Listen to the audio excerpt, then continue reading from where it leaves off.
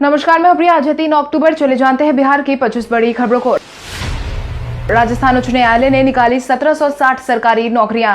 राजस्थान उच्च न्यायालय ने 1760 अलग अलग पदों के लिए रिक्तियां निकाली है। मिली जानकारी के अनुसार इन पदों के लिए junior judicial assistant clerk grade 2, junior assistant clerk grade 2, non TSP clerk grade 2, TSP junior assistant non TSP और जूनियर असिस्टेंट टीएसपी शामिल है। इन पदों के लिए आवेदन के लिए राजस्थान उच्च न्यायालय की आधिकारिक वेबसाइट hcrag.nic.in पर जाकर ऑनलाइन एप्लीकेशन फॉर्म के माध्यम से आवेदन कर सकते हैं। उम्मीदवारों को ध्यान देना चाहिए कि ऑनलाइन आवेदन की प्रक्रिया 1 अक्टूबर से शुरू हो चुकी है और 1 नवंबर तक जारी रहेगी। इच्छुक उम्मीदवार को किसी मान्यता प्राप्त विश्वविद्यालय या संस्थान से स्नातक डिग्री उत्तीर्ण या समकक्ष योग्यता प्राप्त होना चाहिए।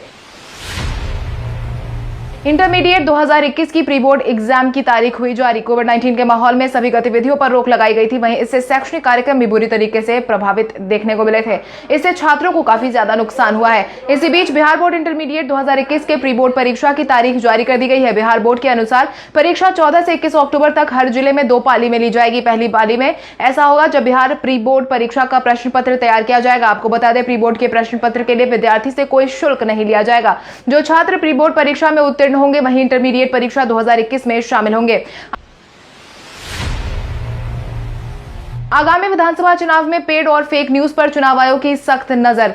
विधानसभा चुनाव में पेड और फेक न्यूज पर चुनाव आयोग की सख्त निगरानी है। इसके लिए जिलों में media certification and monitoring committee cell का गठन किया जा रहा है। उम्मीदवारों को दलों के विज्ञापन प्रसारण से पहले इस कमेटी से प्रमाणीकरण कराना होगा। इसके बाद ही वो विज्ञापन प्रसारित करने के लिए दे सकेंगे। इजाजत लेने के लिए इस प्रावधान के अलावा चुनाव आयोग के पेड न्यूज की निगरानी के लिए भी और पुख्ता इंतजाम किए हैं। स्विफ्ट 22 कर्मचारियों की नियुक्ति भी की जा चुकी है ताकि प्रिंट और इलेक्ट्रॉनिक मीडिया में चलने वाले खबरों की पूरी मॉनिटरिंग की जा सके। यदि कमेटी को लगता है कि इलेक्ट्रॉनिक माध्यम से कोई खबर पेड न्यूज हो सकती है तो यह संबंधित को नोटिस जारी कर जवाब तलब कर सकते हैं। यूपीएससी सिविल सर्विस की पीटी परीक्षा में 10 मिनट पहले पहुंचने का जारी किया गया आदेश।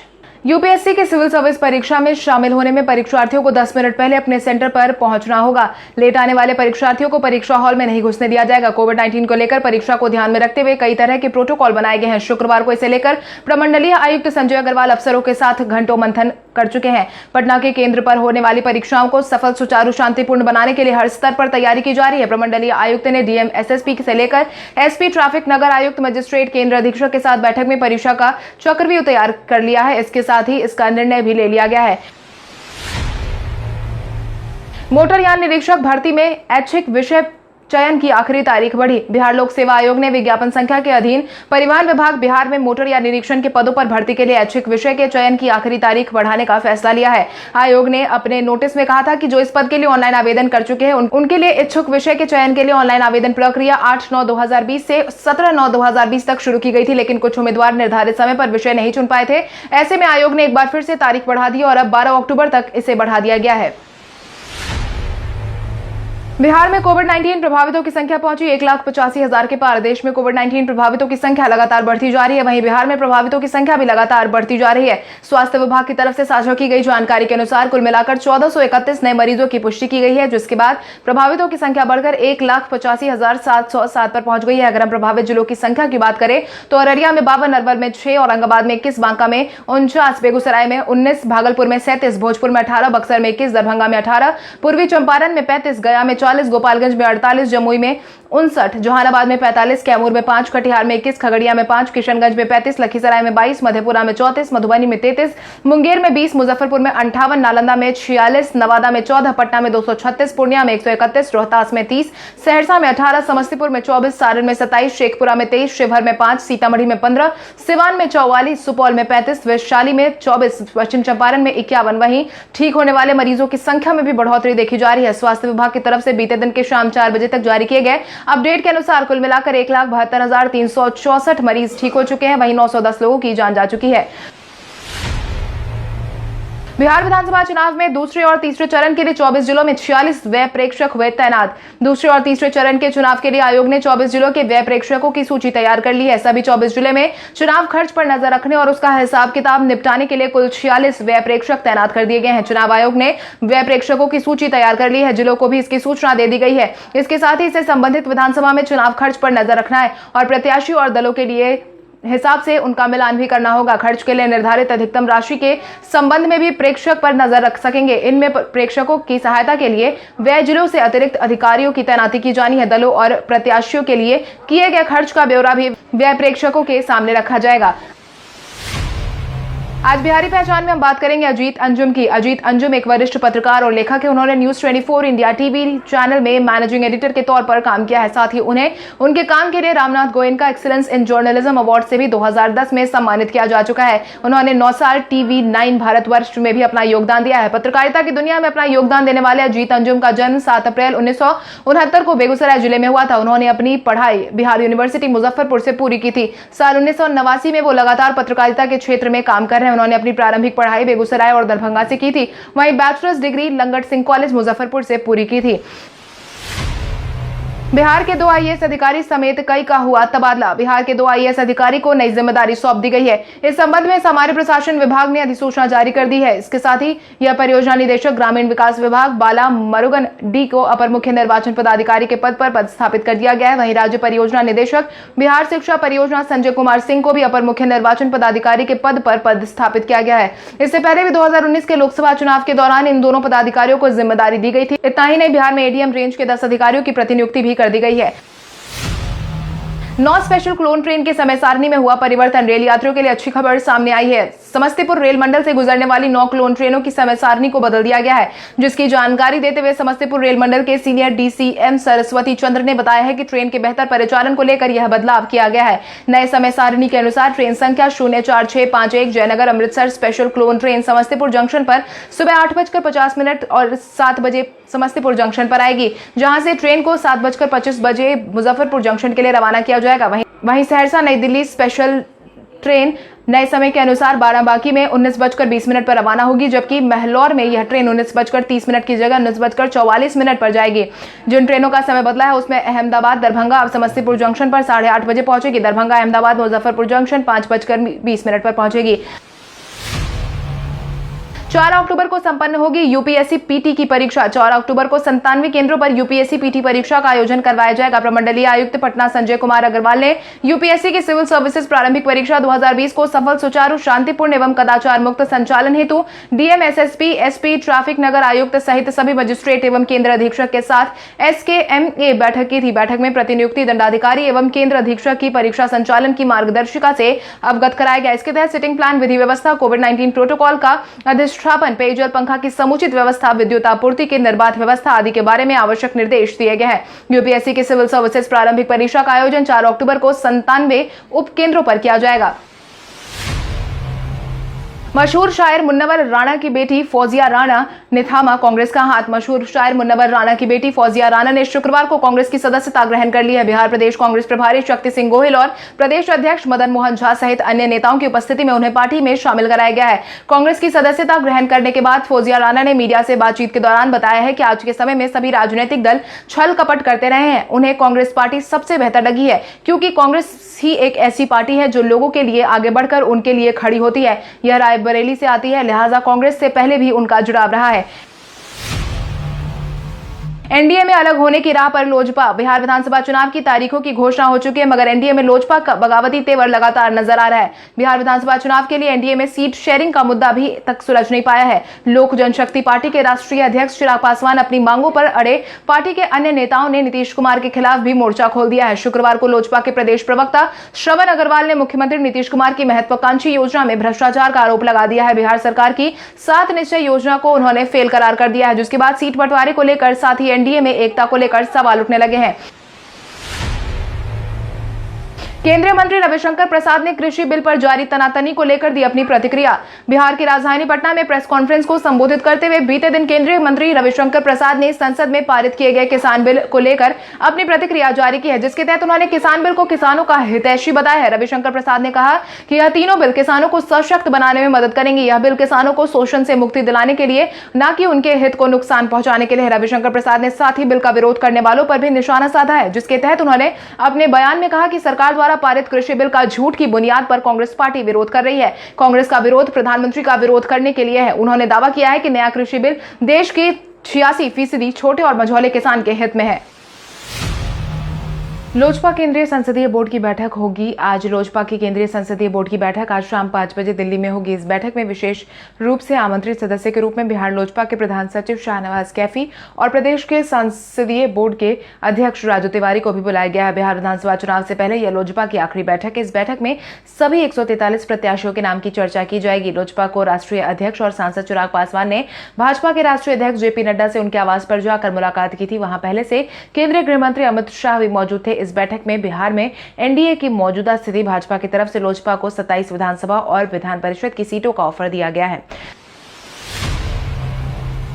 चंपारण से कांग्रेस की तरफ से सोनिया गांधी ने किया चुनावी शंखनाद। कांग्रेस अध्यक्ष सोनिया गांधी ने शुक्रवार को चंपारण की धरती से चुनावी शंखनाद कर दिया है। सोनिया ने कहा है कि जानबूझकर भय का माहौल बनाया जा रहा है। कुछ लोग भय, भ्रम और भावना का व्यापार कर सरकार चला रहे हैं। लोग सावधान रहे और सही फैसला ले। इसके साथ ही कांग्रेस की हर नीति में जनता की भागीदारी होती है, इस बात की जानकारी भी उन्होंने दी। आज चंद लोग के लाभ के लिए नीतियां बनाई जा रही हैं। कांग्रेस ने वंचित समाज, दलितों, महिलाओं, युवाओं और किसानों को मजबूत बनाने में जितने भी कानून बनाए हैं उन्हें कमजोर किया जा रहा है। बिहार में ओवैसी अपना गठबंधन का करेगी विस्तार। बिहार विधानसभा चुनाव में अपने उम्मीदवार उतारने का ऐलान कर चुकी है। ओवैसी गठबंधन का दायरा बढ़ाने वाली है। ओवैसी का गठबंधन में उनकी पार्टी AIMIM के साथ समाजवादी जनता दल शामिल है। समाजवादी जनता दल के नेता देवेंद्र प्रसाद यादव बिहार की राजनीति में भले ही हाशिए पर चल रहे हो, मगर ओवैसी उनके साथ बिहार में एंट्री ले चुके हैं और अपने गठबंधन को बढ़ाने की तैयारी कर रहे हैं। ओवैसी ने कहा है कि वो बिहार में महागठबंधन और एनडीए में सामने अपना गठबंधन खड़ा करने के लिए प्रयासरत है। छोटे छोटे दलों को जोड़कर बिहार में एक नया विकल्प देने की उनकी पूरी मंशा हो चुकी है। ओवैसी ने साफ तौर पर कहा है कि बिहार में अपना वजूद बढ़ाना चाहते हैं। शक्ति सिंह गोहिल ने लालू प्रसाद यादव के बाहर जाने की जताई इच्छा। बिहार विधानसभा चुनाव 2020 को लेकर अभी तक महागठबंधन का सीट शेयरिंग का मामला सुलझा नहीं है। कांग्रेस और राजद के बीच सीटों के बंटवारे को लेकर खींचतान जारी है। वहीं महागठबंधन में मचे घमासान के बीच कांग्रेस नेताओं ने राजद सुप्रीमो लालू प्रसाद यादव की याद सताने लगी है। कांग्रेस ने कहा है कि अगर लालू प्रसाद यादव होते तो गठबंधन में किसी तरह की परेशानी नहीं होती। बिहार प्रदेश कांग्रेस के प्रभारी शक्ति सिंह गोहिल ने कहा है कि अगर लालू प्रसाद यादव सलाखों के पीछे नहीं होते तो कब का गठबंधन के सारे कार्य संपन्न हो जाते। हालांकि वो तेजस्वी यादव को बतौर नेता प्रतिपक्ष काफी बेहतर विकल्प मानते हैं।